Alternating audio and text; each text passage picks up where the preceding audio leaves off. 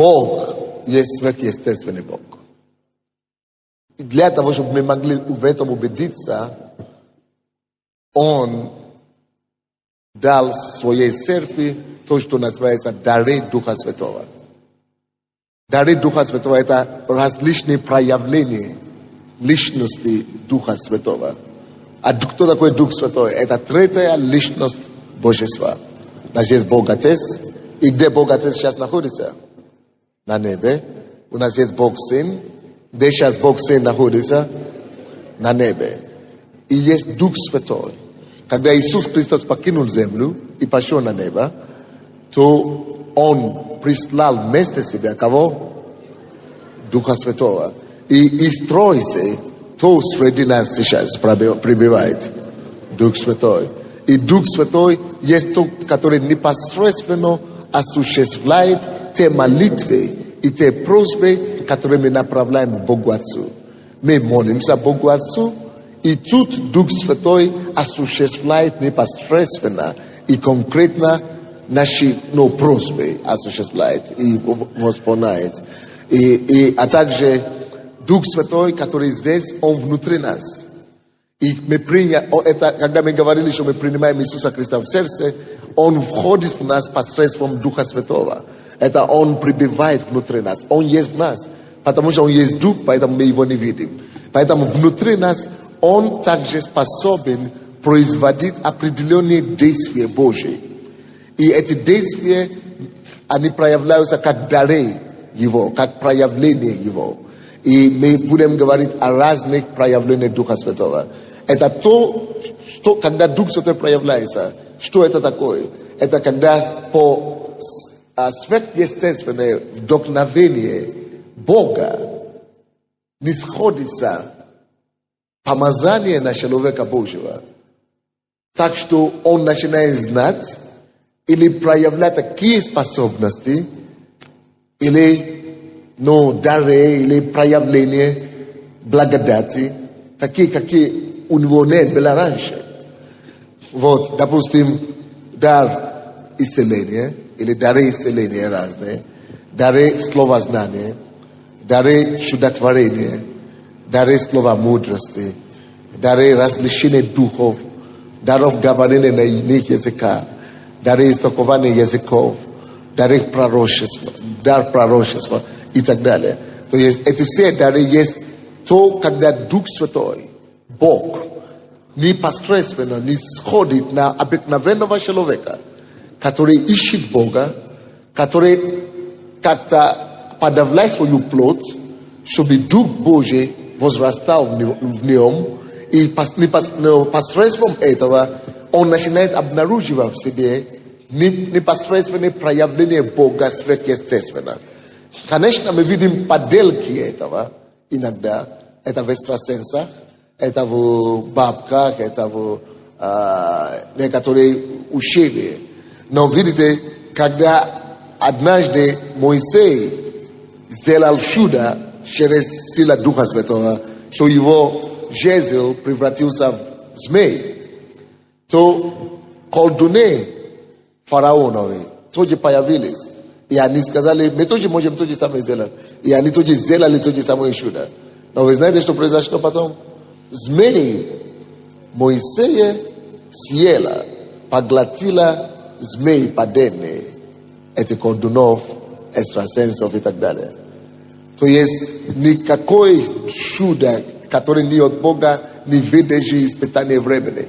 И оно просто делает так, что хуже только становится людям, которые они берут резервы с одного органа тела, и за счет этого здорового, допустим, если у кого-то голова болит, почему экстрасенсы вот так крутят ноги, или говорят, считай, или смотри, потому что они берут биополе, энергии, допустим, с ноги на голову, чтобы голова перестала болеть. И действительно голова перестает болеть.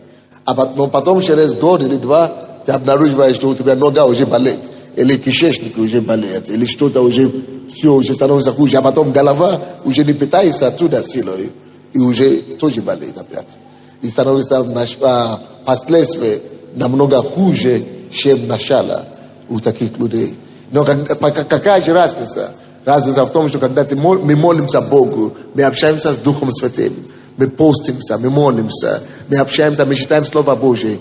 Источник нашей силы, энергии является Дух Святой, Бог, который в нас. Так что нам не надо брать энергии из ноги на голову, или из головы на ногу, или на руку.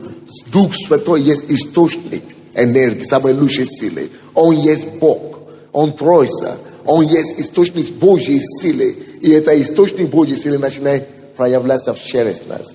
Поэтому и написано, что вы, верующие, наступите на змей.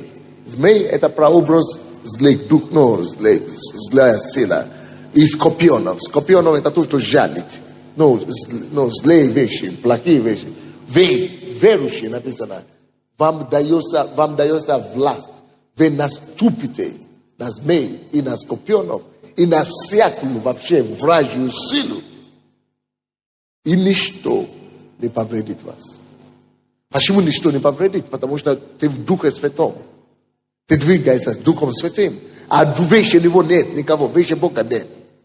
Поэтому откройте, пожалуйста, Деяния апостолов со мной. 8 глава.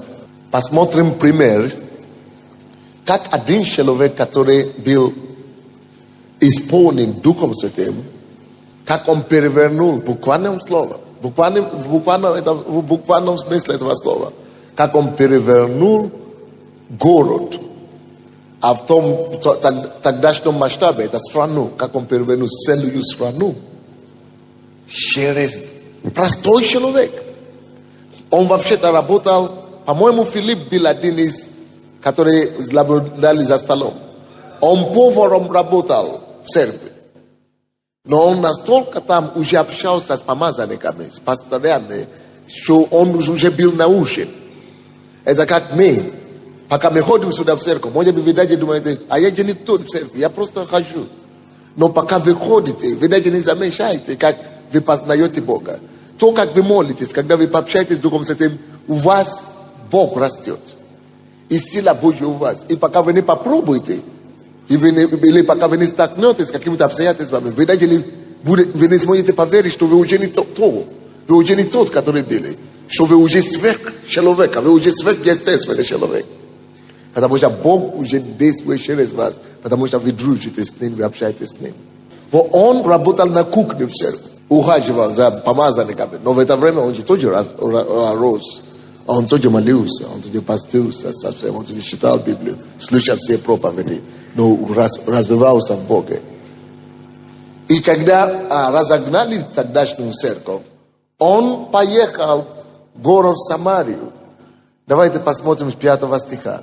8 глава Бытие, Деяния апостолов, с 5 по 8 стихи. Так Филипп пришел в город Самарийский и проповедовал им Христа. Филипп пришел в город Самарийский. Он был поваром, оказался в чужой стране. Он там не начал искать церковь.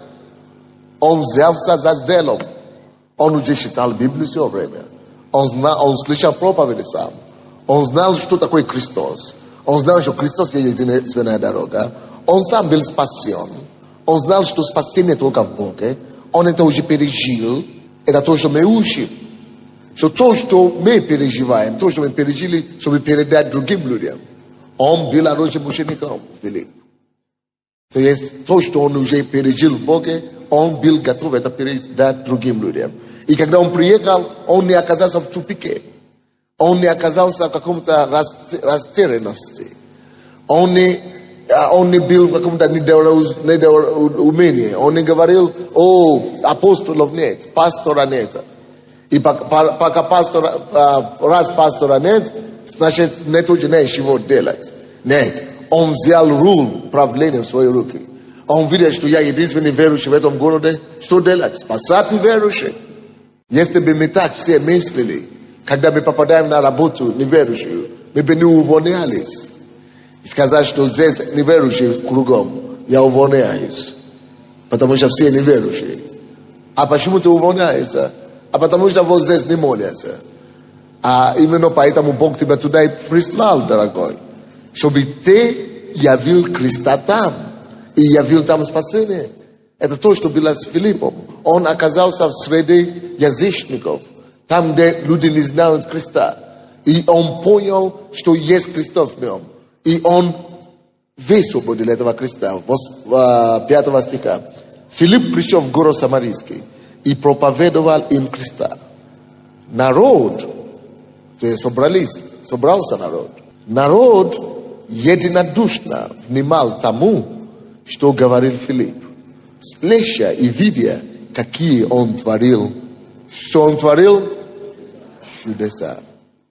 Это повод был. Никто его не помазал, никто его не возлагал на него руки, никто не поручил, никто особенно какие-то не делал. Это как я помню себя. Я был верующим всего лишь полгода в Африке.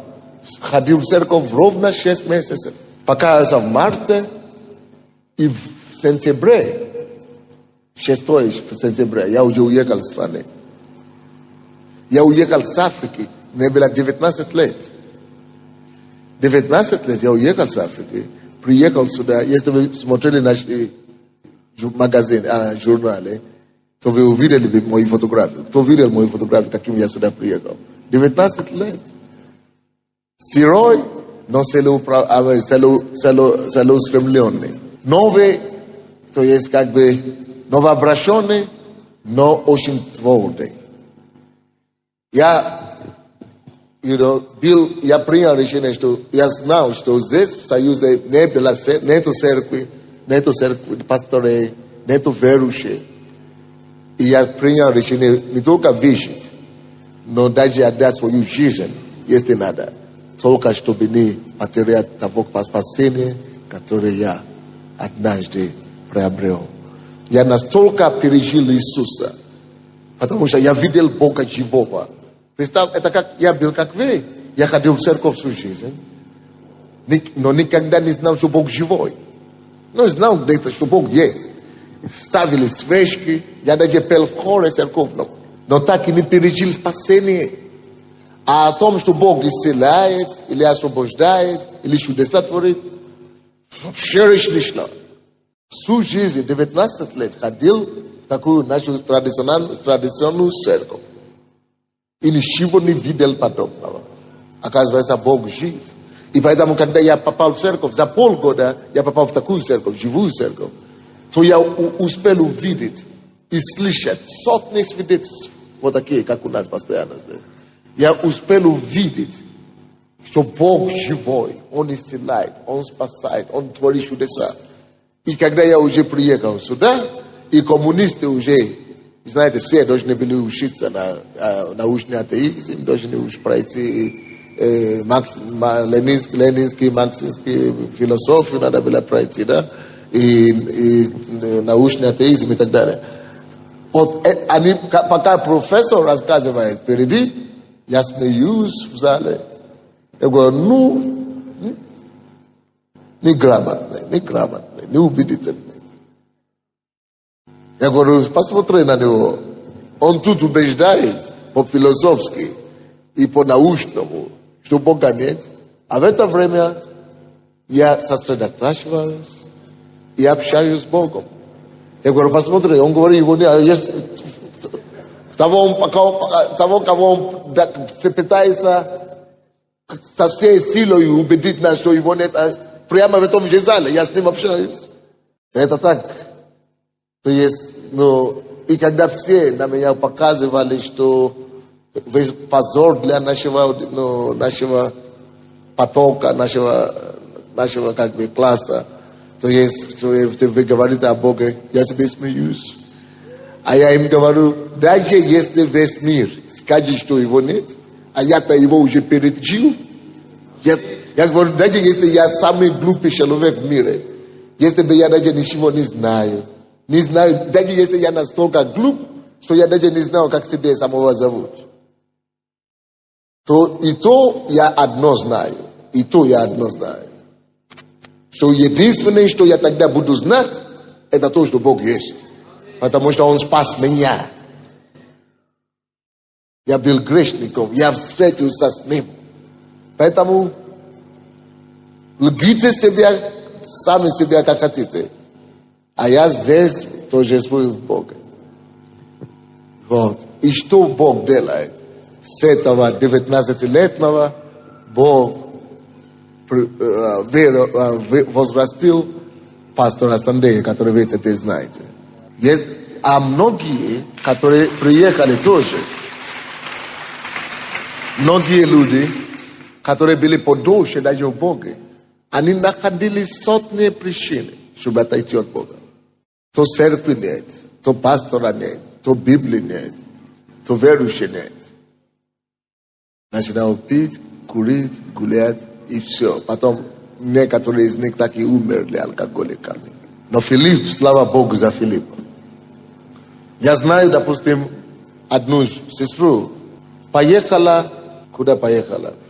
В Испанию, по-моему, из Борисполя. Она была всего лишь 2 месяца верующей. Да?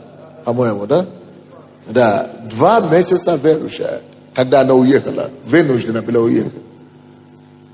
И когда она уехала туда, она успела там создать маленькую группу, церковь. Она даже не знает. Она говорит, я на них накладываю руку. Или как она сказала? Накладываю руку, и они исцеляются. Я говорю, не накладывай. Не, закладывай это плохо. Возлагаю называется. Накладывай это значит отрицательно. А написано возлагать. То есть ты возлагаешь, не накладываешь.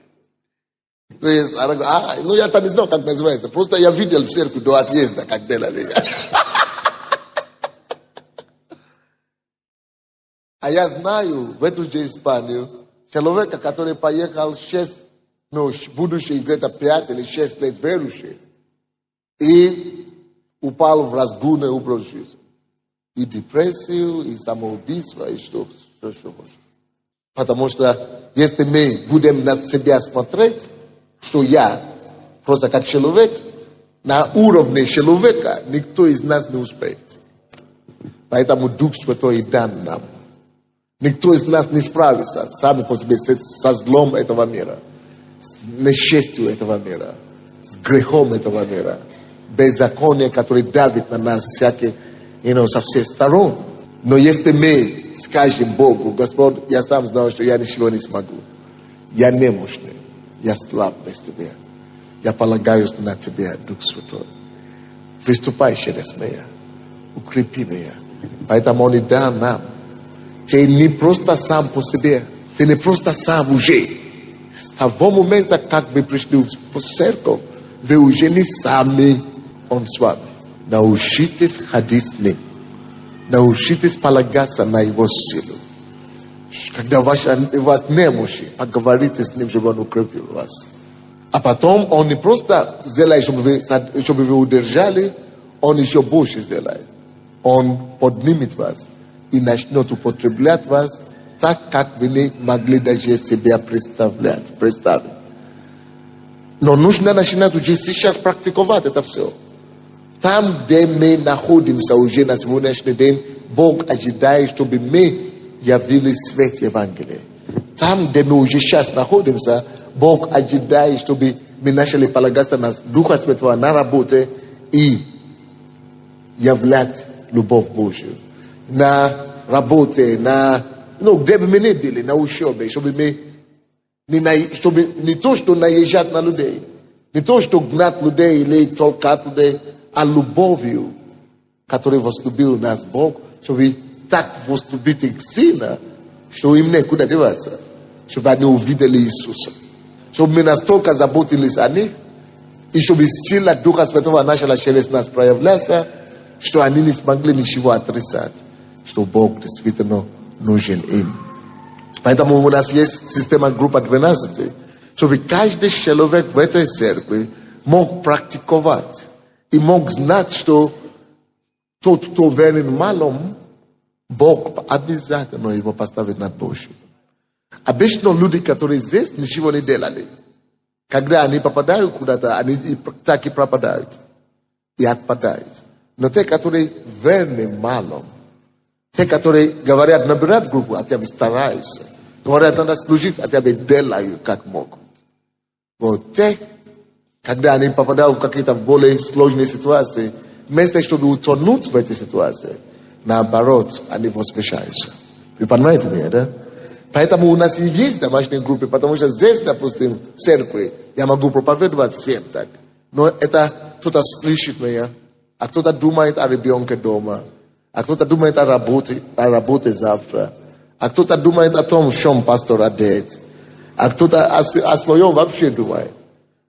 Поэтому у нас есть группы такие 12, где мы сможем все встречаться в узком кругу и передавать, не просто уже просто слова говорить, а передавать друг другу помощь, научить друг другу быть христианинами, ходить с Богом, усваивать Слово Божье побыстрее и получше. И потом, чтобы мы сами уже смогли помочь другим людям. Я так понимаю, что Филипп был таким человеком, который активно участвовал в жизни своей церкви. Он же там не то, что работал поваром, он просто служил. И потому что он был верным маном, он служил. Хотя бы даже вроде бы не в престижном качестве, но потому что он служил где-то. Он имел инициативу, он что-то отдавал себя. Он отдавал, может быть, знания человеческие. Но затем Бог, видя это, позволил ему уже проявлять дары Духа Святого потом. Что такое дары Духа Святого еще раз? Еще раз повторяю. Это те способности сверхъестественные, которые нам не присущи. Дары Духа Святого – это не то, что кто-то может, допустим, кто-то говорит, слово знания, я знаю. Это Бог мне дал слово знания. Он говорит, а что это такое? А он говорит, я умею хорошо преподнести знания. У меня много знаний, у меня интеллект очень хорошо развит. Это мой дар, слово знания. Нет. Если это естественный ум такой, что ты можешь получить в школе или в образовании, в университете, так зачем тогда Дух Святой нужен? So, есть даже неверующие коммунисты становятся докторами, профессорами и так далее. Это не надо Духа Святого ничего. Когда речь идет о дарах Духа Святого, речь идет о тех вещах, которые не по силам человеку, абсолютно. Сверхъестественные, которые человек не смог бы делать, какой бы он ни был гений. Допустим, слово знание – это когда сверхъестественно Дух Святой приносит тебе знание о какой-то ситуации, которая находится либо в сердце человека, либо в жизни человека, либо в какой-то ситуации, которую кто-то переживает прямо сейчас, или пережил несколько дней назад. То откуда я мог, допустим, я здесь стою и говорю у кого-то что-то там. Я что-то говорил сегодня. Что я говорил сегодня? Уши. Да. И что? Поджелудочно. Вот откуда я могу знать, что у кого-то поджелудочно? Потому что если мы сейчас спросим, кто это, выйдет и расскажет, что уже не болеет. Хорошо, даже если я догадываюсь, даже если кто-то говорит, что это можно просто любой выйти и сказать. Но любой может сказать, но он же не произведет, чтобы эта болезнь ушла. Это же не произведет, чтобы опухоль исчезла, или чтобы проблема решилась. Поэтому Дух Святой, который открывает человеку и производит действие, когда этот человек реагирует и принимает это слово. Дух Святой подтверждает и делает, чтобы эта проблема решилась сверхъестественно. Это дар, который не каждому. Я не могу просто, когда я хочу сказать, что у кого-то там, потому что ничего тогда не произойдет. А я должен сказать, когда именно Дух Святой не сходит на меня и подсказывает мне, и открывает мои глаза духовные, чтобы видеть, чтобы понять, чтобы слышать. Не ушами, а внутри, просто внутри ты знаешь, что вот Бог тебя это направляет к этому. Это есть сверхъестественное действие Духа Святого. У кого-то этого нет. У кого-то, может быть, просто дары исцеления. Ты молишься за больных, и они получают результаты. Ты это знаешь, что ты не можешь. Ты даже не сам не понимаешь, как это происходит. Но происходит факт. Потому что Дух Святой это делает. Ты просто доверяешь ему, и он это делает. Вот, Филипп, короче, но поймите, что эти все дары Духа Святого, они только есть как подтверждение Евангелия Иисуса Христа, Евангелия Царства. То, что Бог говорил и поручил нам, это Он говорил: идите по всему миру и проповедуйте Евангелие Царства, а я буду подтверждать ваши слова чудесами и знамениями. То есть Божья заинтересованность — это чтобы Евангелие было проповедовано, чтобы люди могли освобождаться от уз сатаны, чтобы люди могли спастись. Если мы имеем желание именно распространить Христа, проповедовать Его Слово и принести облегчение людям, на это вот Бог дает знамение и подтверждение. Должна быть сначала любовь в сердце, желание разнести Евангелие, помочь людям, избавлять людей. Поэтому Он сначала говорит: идите, проповедуйте Евангелие Царства. И только на это вот идет все остальное подтверждение, естественное проявление. У тебя должно быть это желание помочь людям. Это желание вытащить людей. Это желание решать проблемы людей. Это желание привести людей к свету, к истине, к освобождению, к свету. И на него идет Божье решение, Божье знамение. Вы понимаете меня, да? Короче, эти все условия, эти все вещи были у Филиппа. И когда он появился в Самарии, в 5 стихе, что он начал делать? Исцелять или проповедовать? Да, что он начал делать? Сначала он начал проповедовать. Большинство людей, которые имеют дары исцеления, уж почти 90% или 100%, эти дары благодати и исцеления и помазания Духа Святого начинают проявляться только после того, как они рассказывали о Боге. Потому что только это есть то, что Бог подтверждает. Он подтверждает, что ты от Него пришел. Он подтверждает, что ты истинный говоришь. Он подтверждает ради этих людей, чтобы они поверили. Иногда люди так просто не хотят слова поверить. Поэтому, когда ты молишься, Бог подтверждает, Он отвечает на твою молитву, чтобы люди поняли, что ты действительно от Бога, что ты не есть шарлатан очередной, что тебе не надо говорить им считай до 10. Раз, или думай, или медитация, или что-нибудь. Не надо, или яйца и курица смешай, или... Не надо ничего, просто молиться Богу, чтобы люди действительно поняли, что ты Его представитель. И когда ты о Нем рассказываешь, а потом Бог приходит и начинает проявлять силу и дары Духа Святого. Филипп, он правильно все сделал. Он сначала начал проповедовать им. Кого? Кого? Кого? Кого? Кого? Кого? Это сладкое имя Христос. Даже произнести его сладко. Даже слышать в ушах впечатляющее, утешающее имя, подкрепляющее имя Христа. Начал проповедовать им Христа. Так просто. Начал проповедовать им Христа. Не философию, не мудрствовать, не спорить, не аргументировать. Начал проповедовать им Христа. Если люди смогут видеть Христа, и что Он створил для них, что Он совершил для них на Христе, сердце их Дух Святой прикоснулся. Начал проповедовать Христа. Что такое проповедовать Христа?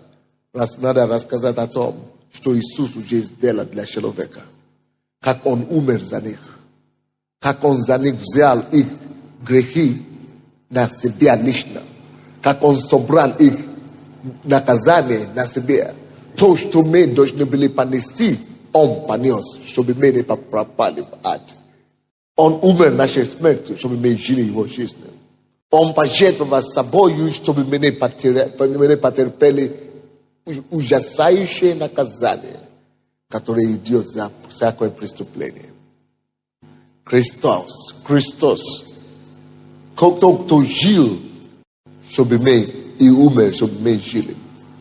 Жил, чтобы мы познали Бога. И его жизнь была откровение самого Бога.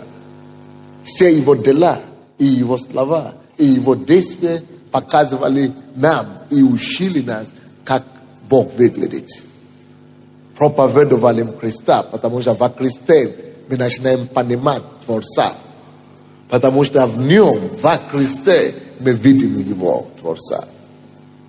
Он проповедовал им Христа, потому что Христос есть сам Бог, только в теле и во плоти на этот раз. Может быть, ты не понял, как Бог выглядит. Посмотри на Христа. Его слова, его действия. Когда он видел больных, и он подходит к ним, имеет сострадание к ним, он показывает нам, что Бог таков же. Бог имеет сострадание над больными. Он показывает нам на действие, реальное, как иллюстрация, как в действительности Божий характер. Когда приводили к Иисусу, когда к нему приводили блудницу, и говорят, мы хотим ее побить камнями, что ты скажешь? Он говорил, если кто-нибудь из вас никогда не согрешил, кто из вас никогда не грешил, пускай побьет камнями. Они поняли, что нет безгрешного. Что Иисус так делал? Он не просто мудрствовал, нет. Он показывает нам Божье отношение. Это то, как Бог сам поступает к грешнику. Это Бог не осуждает. Бог не убивает. Бог не хочет подавлять грешника. Бог хочет освободить грешника. Поэтому Он говорит им, не надо бросать ее камнями. Он говорит, ты, женщина, ты свободна, прощена тебе грехи твои. Значит, кто такой Бог? Какой Божий взгляд на грехи? Бог хочет прощать. То есть все эти действия, это то, чтобы нам давать понять картины, в иллюстрации, очевидных взглядах, какой Бог, какое его отношение, какой его характер. Когда Бог, Иисус прощает, это значит, что Божье отношение к грехам, это желание прежде всего не убить, не наказывать, но сначала прощать. А потом, когда он уже говорит, прощайся тебе грехи твои, девушки, женщина, он говорит, иди и впредь не греши. То есть, какое Божье отношение с грехом? Сначала он хочет прощать. Потом он хочет освободить. Он освободил ее, он говорит, все, впредь не греши. А потом он учит и желает, чтобы те, кого он простил и кого он освободил, больше не вернулись, чтобы опять не стали рабами. Поэтому он говорит, больше не греши. Получается, если будет продолжать грешить, значит, будет неприятности с самим Богом. Он тогда, человек несерьезный, тебе прощено, и ты продолжаешь. То есть, это не Иисус делает. Это Иисус действиями, как бы образно, показывает, каков Бог. Какой его Божий взгляд. Какое Божье действие, отношение, характер. Так что, смотря на Христа, наблюдая за Христом, мы кого видим? Поэтому, если кто-то скажет, ты видел ли Бога когда-нибудь? Что ты скажешь? Вы же не знаете, что вы скажете. Конечно, я его вижу каждый день. Где? Смотря, читая и наблюдая за поступками и действиями и жизнью Христа, Бог открывается мне. Вот смысле, почему Библия была дана нам.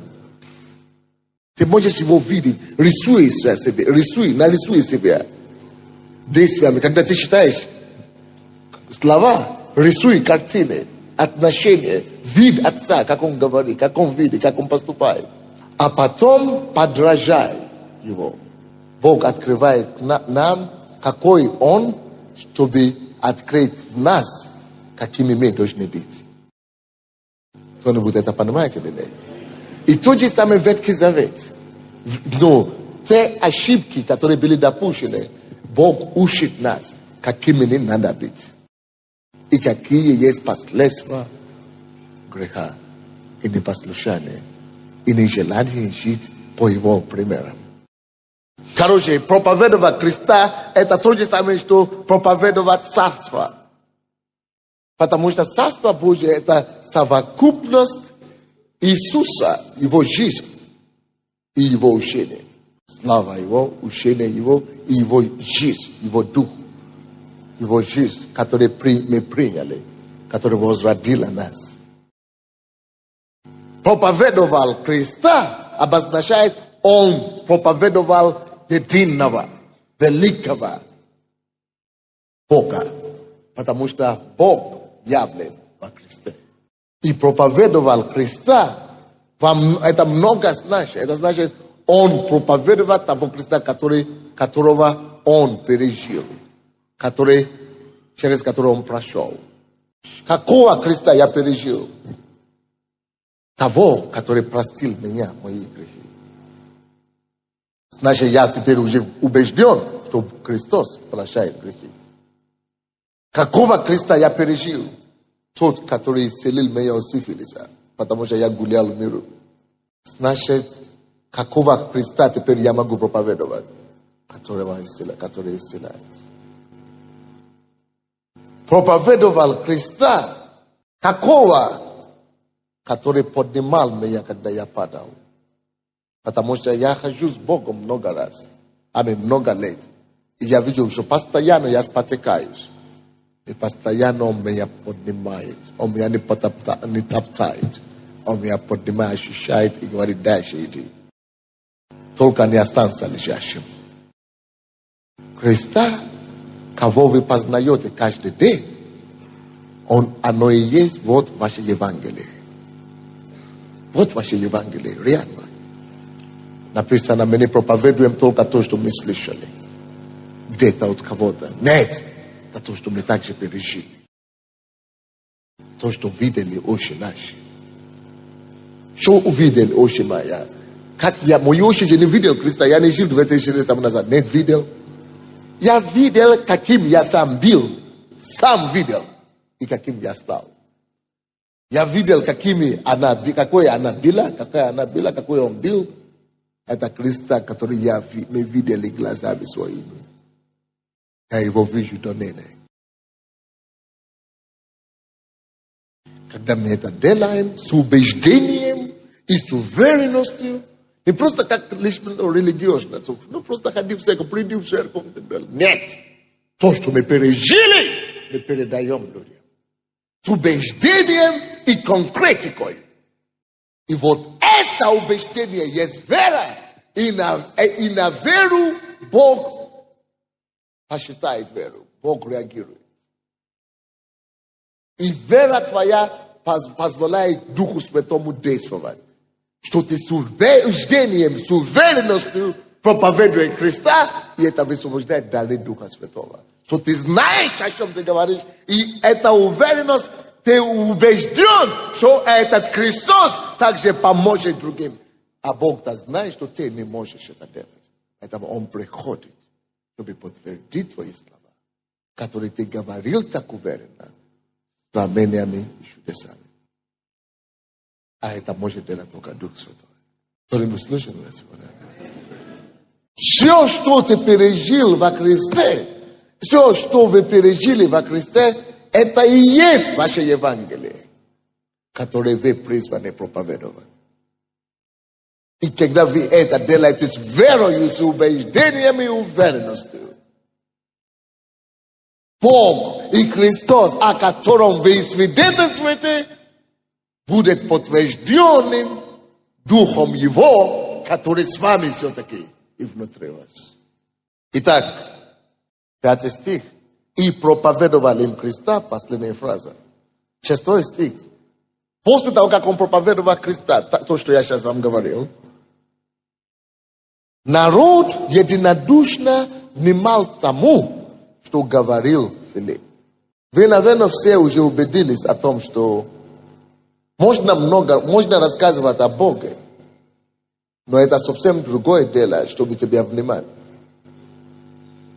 Это одно дело рассказывать о Боге, но это уже совсем другое, чтобы люди захотели тебя слышать, чтобы люди тебя внимали. Вы знаете, что производит разницу? раз между тем, кого хотят слышать, и тем, которые не хотят слышать, в том, с каким убеждением, с какой уверенностью и с какой страстью ты говоришь то, что ты говоришь. Люди не хотят, чтобы им рассказывали сказки. Люди хотят сначала видеть. Ты вообще сам веришь в том, что ты рассказываешь или нет? Это во-первых. А они тебе не задают этот вопрос. Они только на тебя смотрят. И это все видно. Это ты думаешь, что не видно. Это ты думаешь, что люди от тебя слушают только твои слова. Но вообще-то никому не интересно слова. Интересно то, как ты эти слова говоришь. Вот то, как ты эти слова говоришь, говорит больше, чем и громче, чем самих слова твоих. Потому что то, как ты это говоришь, показываешь собеседнику, что ты уверен в этом слове, или ты сам даже в этом не знаешь, то есть не веришь. Люди начинают тебя внимать, когда они видят, что слушают. Он серьезно знает, что он говорит, и об этом уверен. Допустим, я знаю некоторые люди к нам сюда ходят в церковь. Знаете, не один раз я уже слышал. Несколько раз ко мне приходили и говорили. Я вас видел по телевизору. Слышал один раз. И сказал, вот этому хлопцу я поверю. А я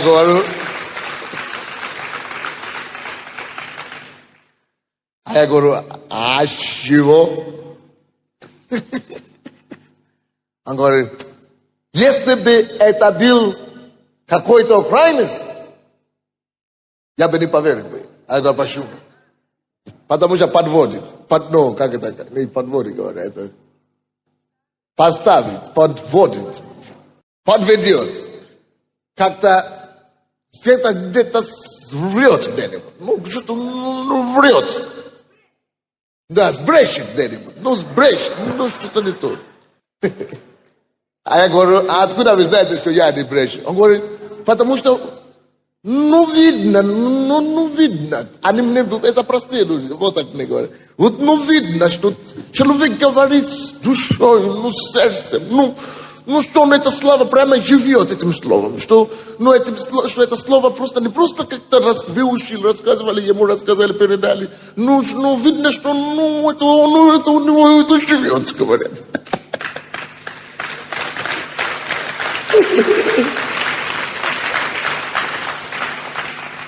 Это важно, друзья. Может быть, такие люди даже прямо сейчас есть, которые вот так говорили бы. Нет, да? Но точно были такие, которые ко мне подходили. Вот, народ внимал этому Филиппу, потому что он не просто рассказывал, он передавал всего себя с этим рассказом. Внимал народ ему. Слыша и видя, потом же, когда люди уже видят, слышат, доверились ему и пошли чудеса, друзья. Слыша и видя, сначала слышали, а потом начали видеть, какие он что творил чудеса. Этот народ так говорит, что он творит чудеса. Но на самом деле, если бы вы спросили у Филиппа, он бы вам сказал, он вообще даже не знает, как это делается. Он просто с уверенностью же опять говорит, я знаю, что Бог жив, Он меня спас. Если вы поднимете руку или вы выйдете, Он вас спасет тоже. И что вы думаете? Спасает. Он также, потому что он это пережил. Легче проповедовать то Евангелие, которое вы пережили. Если тебе только рассказывали, и ты выучил на Иисус, не то. Не то. Но если ты пережил от раз, ты сам будешь уговаривать других. Потому что ты пережил. Но правда говорю. И в результате, Результати. Седьмой стихе. И нечистые духи из многих, одержимые ими, выходили с великим воплем. Нечистые духи начали выходить. Потому что он проповедовал Христа. И Христос пришел и начал подтверждать. Он говорил об этом. И Бог подтвердил. А многие расслабленные и хромые исцелялись. И была радость великая в том, где была великая радость? Весь город почувствовал на себе Христа. Весь город, потому что один какой-то хлопец появился.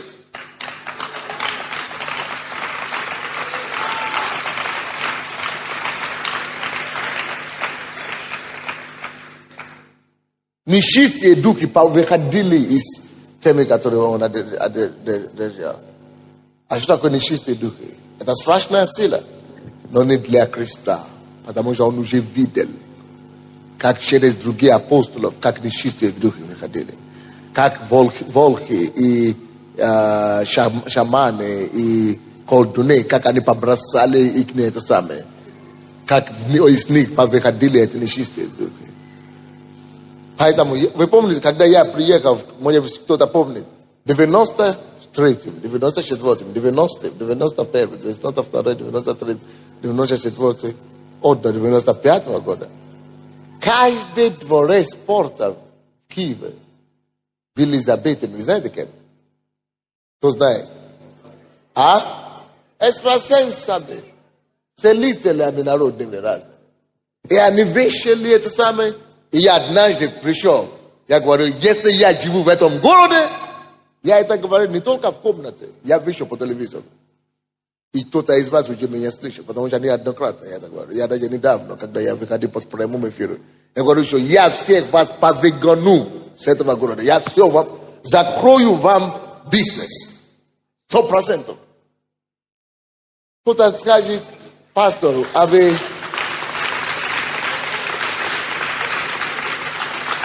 И то же самое я говорю цыганам.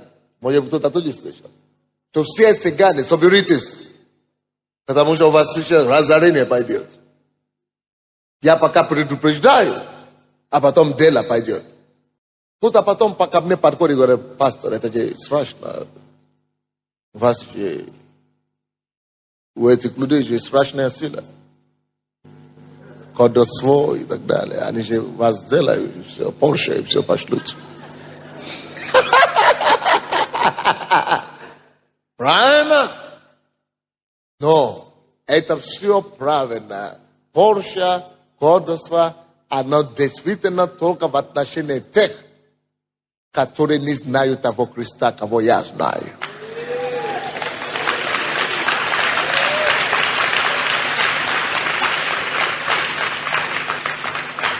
И действительно пытались. Однажды наша церковь на Троещине арендовали офис в ЖЭКе в одном. И там в соседнем ЖЭКе был один тоже экстрасенс. Но он изменил свое название. Он говорит, что он стал народным целителем. Народным целителем. Потому что они популярны, потом уже стало быть. И потом он создал ассоциацию все народные целители Киева и области. И однажды, потому что наши репетировали, пели, мешали ему, короче, а он пациентов принимал. Он так гневом и такой ненавистью выбежал. И наехал на наших там. И говорят, вы увидите скоро, через 9 дней, что будет с вашим Сандеем. Мы уже все собрались, народные целители города, чтобы его сделать, чтобы наложить на него. Если он любит себя, идите передайте ему, чтобы в течение 7 дней убежал из города. Если не убежит 9-й день, вы его будете, это самое, не будете его знать. Я говорю, они прибежали, они говорят, потому что мы знаем, что на того Порше положили, он тут стал сумасшедший, тут стал слушать голос, тут Павлова попал, а тут начал видеть по ночам. Я говорю, слушай. Да, слушай. Que agora já daje abetom ni budu malis. Agora né, moja bia vite post agora né, slush. Já daje abetom ni budu malis tempo le post bia vite. Pashimu, потому что я знаю некоторые слова Иисуса, которые железно забиты в моей сердце. Было время, когда я переживал за такие вещи. Но однажды Бог мне сказал, набери места Писания, где я тебя гарантирую безпеку.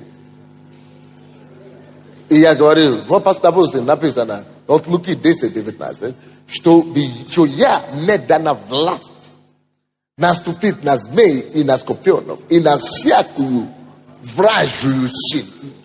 Причем всякую, даже самую крутую.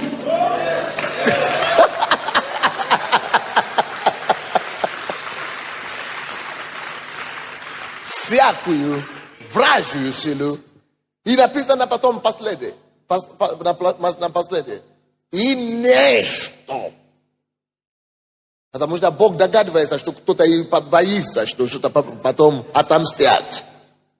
Поэтому напоследок и добавил это дело. Что и нечто, что...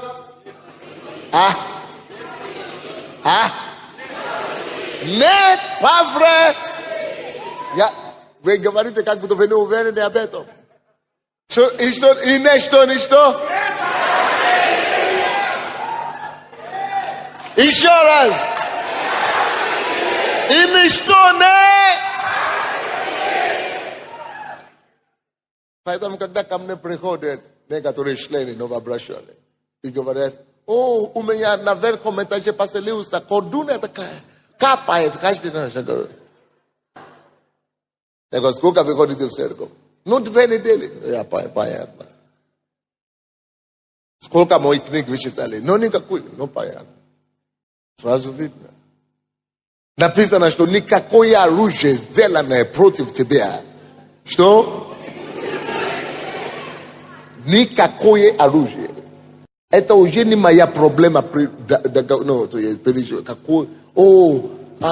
Бомба сильнее, чем пистолет. Какая разница? Но написано никакое.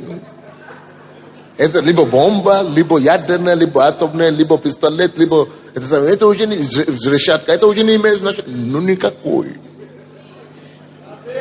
Исайя 54:13.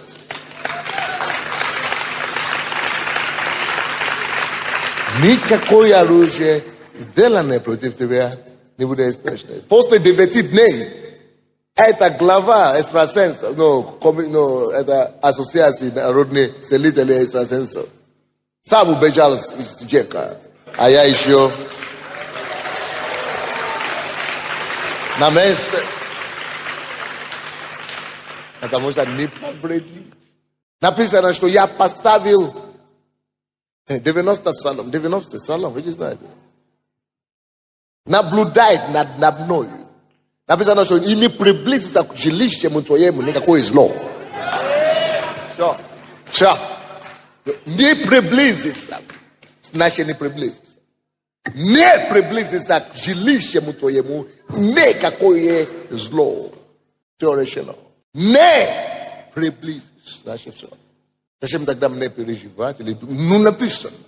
Иов 5 глава, 27 стих, 22 стих. Написано, что над опустошением посмеешь. Что есть, будешь издеваться над опустошением и все. Посмеешь. Что ты сделаешь с опустошением? Посмеешь. Написано, что 1000 упадет по правой твоей руке. И отдохнут 10. А с тобой что будет? И не прикоснется, не приблизится к тебе. Так что не имеет значения, кто попал Павлова, кто начал сниться, кому что-то начал сниться. Это же еще не 1000, это только десятки. Это еще не 1000. Написано, 1000 удачи упадет. И десятки 1000 отдохнут твои. Но к тебе, бакай, алабоко. Пока я верю в это, не приблизится.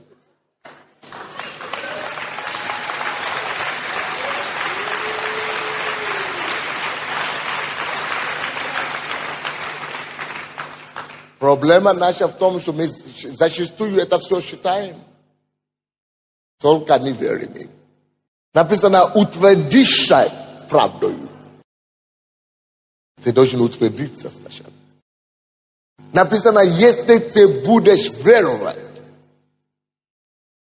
что ты утвердишься, и не состоится, не сбудется намерение врага.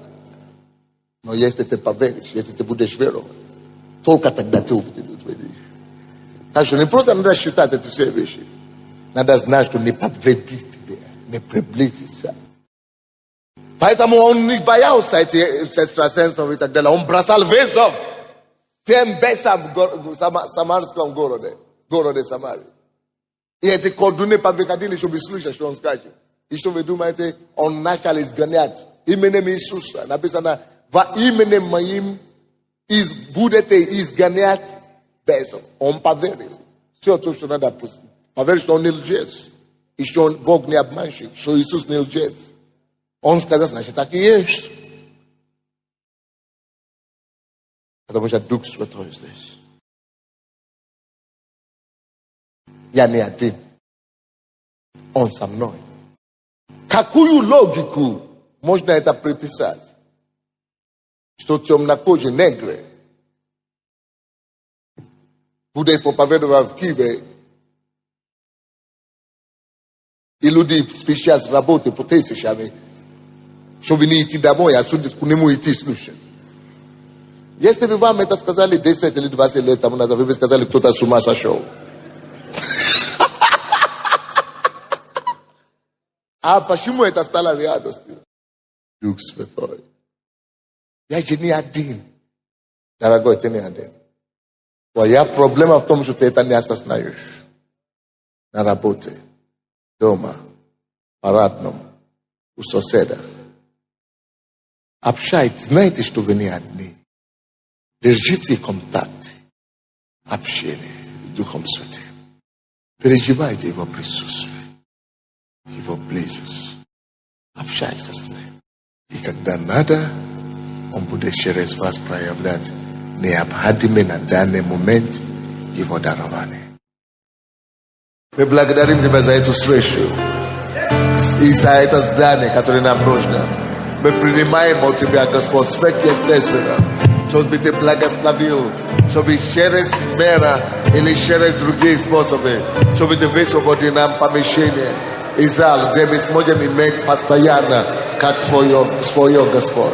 Мы превозносим Твое имя, благодарим Тебя, Господь, что Ты это дело устроишь, реши всякие вопросы, и мы будем свидетельствовать Твоей славе.